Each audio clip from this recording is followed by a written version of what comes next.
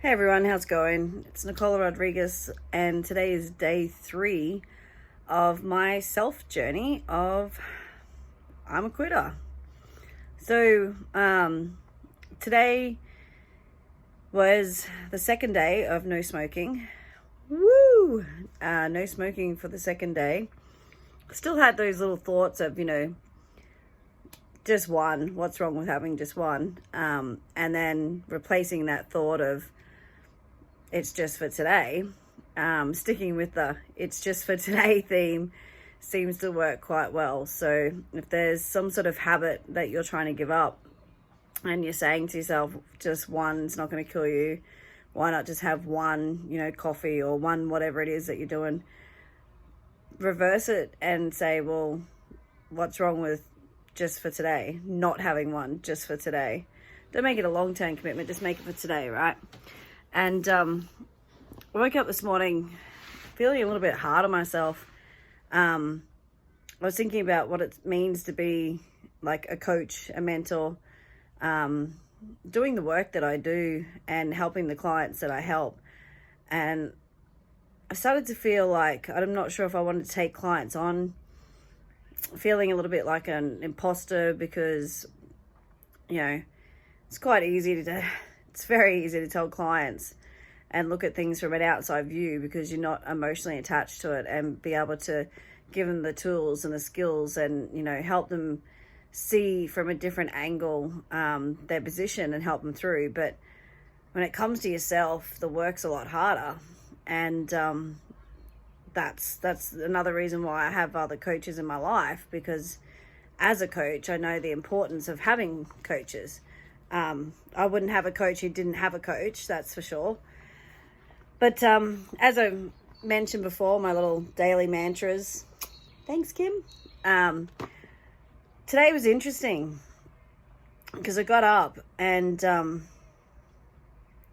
let's just read it, right? It says, "You're so hard on yourself." Funny that. Take a moment, sit back.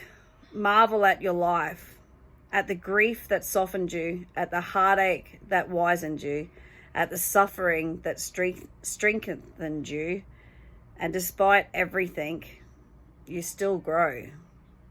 Be proud of this. Did that hit home? Whoa, that was a biggie for today. So sometimes sitting back, taking stock and looking at how far you've come and how much you have grown is the greatest gift that you can give to yourself. And the affirmation was, for today, I rejoice in who I am. And I was thinking about that on the way in. I had a coaching session with Leslie V today, who's a beautiful soul, and seemed to connect really well with her. We have just a different connection. Seem to understand each other on a different level, and we don't have the same views on every subject and every topic, but we have the skills and the knowledge and to be able to understand each other's and the points and the views that we stand from in each topic, which becomes extremely interesting in conversation. But as a coach, she's fantastic because I spoke to her about what's happening and, that I'm quitting so many things. And as a coach, I feel like not taking on clients, feeling a bit, imposter syndrome, and told her how I'd been making some videos as if I was going to, share them. And came to the decision that, hi, this is day 3 and I'm sharing all my videos. So episode 1 and 2, day 1 and 2 are already up. I wasn't actually going to share them with everybody, just made them like that for myself so I could view it back as like a journal to myself. And then I realized I wouldn't want a coach who hasn't been through life. Like, I don't want a coach who just has all the certificates and all the qualifications and paid thousands of dollars to do a course, or sat in an online course, or sat at, a conference or whatever to get all these qualifications. That kind of doesn't mean shit to me, really. What really connects me with a coach and connects me with someone who I see can help my growth and be able to help me move through different stages of my life and different obstacles in my life, are people who have experienced life, people who have experienced deep heartache, people who have experienced deep losses in their life, big obstacles, things that they've been able to overcome, and not necessarily overcome just on their own, but they've probably had help as well from other coaches, but they've actually had the courage to ask for that help, and that to me is more meaningful than anything else. And that's the whole goal behind actually releasing these videos and making them into a vulnerability journey, a self journey for others to be able to follow, right? Is so if by chance, you're going through some, stuff and you're looking for somebody to be able to help you move through these stages, I would, this is a way for you to be able to get to know who I am, to get to know the shit that I've been through. And I mean, I'm not going through everything. This is just my quitting journey, my self journey of quitting. And if you missed day one, I suppose go back so you know what I'm quitting. But come along with me, join me. There's plenty of other things grief is probably my top thing I know a lot about. That's a subject for another day. Whew. But after my awesome coaching session today with Leslie, I had an appointment with the school, right? And what an interesting day. So I went to the school, and it was an appointment for my eldest son.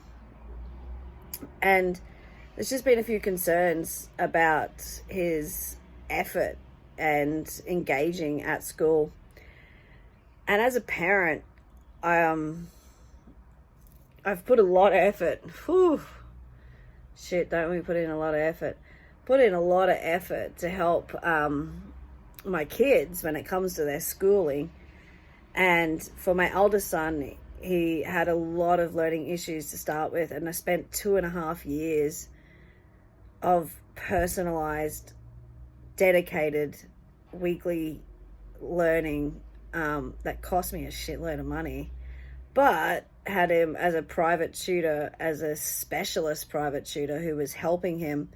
And it worked out. And by the time he started grade 7, he went into grade 7 and he just loved it. Like, it filled me up. I was just so blessed to see him happy and to see him engaged and, thrilled to be doing something. And what's really interesting is he'd come home from school and he'd grab some afternoon tea and he'd sit at the table, he'd pull out his homework, and he'd be excited to do his homework and excited to share with me what he'd learnt for the day. And he was just, the joy that it brought me was amazing. And let's just say the last 12 months, that joy has kind of disappeared. This is where the journey of quitting comes in, right? The quitting of blaming myself as a parent, not having my kids up to scratch to standard, blaming myself for the marriage breakdown, blaming myself for the mental health of my husband, my children, myself. These are the things that I'm all quitting. And when I made the decision to leave, it wasn't a decision I took lightly. It was like, fuck, well, let's not get into that subject right now, because that's going to take us down another road. Leaving was a totally different thing. And when I left, and I left even my kids here as well, I was in and out for the 2 months, but I had left the house. I was in a bad way. The kid's dad was in a bad way. The kids had no fucking idea what was going on. Everything was just crazy. I wasn't who they knew me as. The dad wasn't who he you know, they just didn't know who we were. We didn't know who we were. It was a really messed up time. It was really difficult for everyone, and I felt a lot of guilt of what it was doing to my family and to myself. And since then, like, it was just before Corona, like the virus thing hit, right? And about 2 months after I'd been away, I had been back and forwards and, you know, still looking after the kids on pretty much a daily basis and stuff. But when I decided to come back and take the kids on full time, I decided to take them out of school. So my 3 oldest kids, they stopped school, and I started focusing on their mental health. My eldest son, with his health type, he's very sensitive. He isolates himself when things go wrong, and this was a big part of his coping mechanism, was to isolate himself and to shut down. And when he's confused, he can become aggressive as well, and not aggressive to hurt other people, but aggressive as in a response, kind of like a hurt animal, right? When an animal's hurt, even though you're trying to help them, they respond with aggression because they're hurt. My daughter, my eldest daughter, she is very focused, and so like a horse with blinkers, right? Something happened, she's craft orientated, so she locked herself straight into doing heaps of craft, like, fuck, my God, the amount of paper and glue and like, oh, just, you know, like craft everywhere. And then my second son, he's cruised through. He's kind of like a half glass empty kind of guy, 24/7. So he kind of got what was going on, and he just wanted to make sure that, you know, I'd got the hugs and I was looked after, and that everyone was okay. And so he just kind of cruised. He wasn't too bad. The youngest, well, she's a very connected child. She's got to be connected to people. She's got to make people happy. She's got to be making sure everybody's loved, and she's a hugger. She's kind of like Olaf, really. She walks around all the time saying, warm hugs. I love warm hugs, because you could have 1,000 of those in a day, but that's what fills her cup, right? So she went a bit nuts. She didn't know what to do. Her whole world had fallen apart. You know, her mum and dad weren't together anymore. Things were crazy. Mum had gone into a massive black hole of depression and crying, and could barely pull herself out of bed and function, and just was a mess. Her dad didn't know how to respond, so he got nasty and just wasn't himself, and things were just bad, so she didn't know what to do. So her behavior, she was acting out, was just becoming like the wild, crazy child. And I had to accept all their behaviors. But at the moment, what I was really concerned about is their schooling. So after 2 weeks of pulling them out from school and looking after their mental health, the schools all shut down here anyway. So we had time at home, and we were schooling from home, and we decided to school differently and just do different projects and do different science things, and work with the school one-on-one, and they were fine with what we were doing. But since school's gone back, there's a lot that's happened in the last 12 months between their dad and I, both physically and emotionally. There's been some really good times, but there's been some really messed up, like never thought you'd experience ever times where you just don't want to go there times. And the kids have seen all that and been through that, and my eldest son just shuts down. He just goes into isolation mode, and when it comes to school, he's shut himself off. He's not interested anymore. He doesn't participate. He sits in class and pretty much looks out the window, doesn't want to associate really with anybody. When he comes home, he just wants to, you know, go play his video games, go and isolate, go be quiet, just chill out. And I've allowed him to do that a lot, because we've been trying to work together with school stuff, but I didn't realize exactly how much he was not doing. And so at the school meeting today, we kind of that was what it was all about, was ways the school could help him to be able to support him so he could get refocused. And honestly, I think a lot of what's happened over the last 12 months, especially the last 6 months, between his dad and I, has caused him a lot of heartache, and the reason why he's shut down and has no interest in pretty much anything. Like, even dragging him out of the house to do something is a bit of an effort. But once he's out and he's with us and he's in a comfort zone, he's happy and he enjoys time. And this was one of my biggest issues with my self journey, was as a parent, I was blaming myself for putting them through what they've been through for the last 12 months, and that I caused it because, you know, if I didn't leave, if I didn't walk out the door and, you know, then come back, and, you know, everything that's happened, I have blamed myself a lot for. Blame myself for leaving, blame myself for not being able to help my husband's mental health, being able to blame myself for not being able to explain myself properly of what the fuck was going on, blaming myself for days where I would just be bedridden and not be able to function, blaming myself for the kids having to step up and take a bit of responsibility.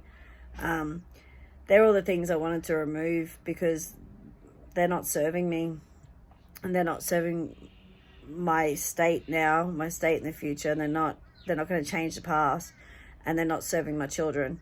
And so I realized immensely that everything that's happened in the last 12 months isn't just a journey for myself, it's a journey for my children, and that it's equipping them with the emotions and the skills and the tools to be able to help out any of their friends who may or may not end up going through a family breakdown, and having to go through some of these things that we've been through and that they've been through, and that they can have the skills to be able to help those friends because they've been there. And that's what makes me a good coach, to be able to help people, is because I've been there. And so it's just passing on the lessons, right? It's letting people know that I feel you, I get you, I've been through it, and I know no matter how dark it is right now, there's a secret light switch that we can switch on, and I'm going to help you find that light switch. We're going to turn it on together. But you got to be willing to help. You can't just expect me to do the work. And that's what my kids are going to be able to teach, is that they're going to be there to be able to hold hands to help find the light switch, but they can't turn the light switch on for their friends. But they can definitely be there to help guide them to it. So today's biggest lesson was to stop. That I've stopped blaming myself for that, and I've understood. So I searched, right? This is the self journey. It's about searching and embracing and learning and forgiving. And today I searched my soul about why I feel guilty, what the guilt is actually about. And I embraced it. Like I understood why I felt guilty, and I embraced the fact that these kids have chosen me as their mother, and this is their journey just as much as it is my own. I learned that these are lessons not just for myself, but for my kids. It gives them the tools and the skills and that to be able to help others as well. And so I've forgiven myself for all that guilt and all the blame. And today I'm moving on because tomorrow is a new day. And the other bonus is it's day 2 of not smoking, right? So that's pretty good. Just being able to say, you know what, even though I've had the little thought of what's one smoke, I've replaced it with the what's not having one just for today. And now I'm on to day 2. I just want to thank you for coming along for this journey and listening. Maybe you're going through some stuff as well, or maybe you've been through a lot of stuff and you just still haven't found your light switch to turn on yet. That's okay. It's okay, because it's all a part of the journey. It takes as long as it takes. But when you're ready and you want to find that light switch, you don't have to do it on your own. Okay? I don't do it on my own. Trust me, I tried doing it on my own, and to be completely honest, I had a few moments where I became suicidal, and that kind of threw me, because it never happened in my life before. But we can talk about that another time, when I reach that pinnacle of giving up that guilt and that blaming. So they're the lessons for today. I searched and I embraced them. I learned about them, and I've forgiven myself for today. And I can move on from those feelings now. So thanks very much for joining me on day 3. And I'll see you on tomorrow, because I have no idea what tomorrow is going to hold for me yet. But I have a feeling it's going to be a good one. See you tomorrow.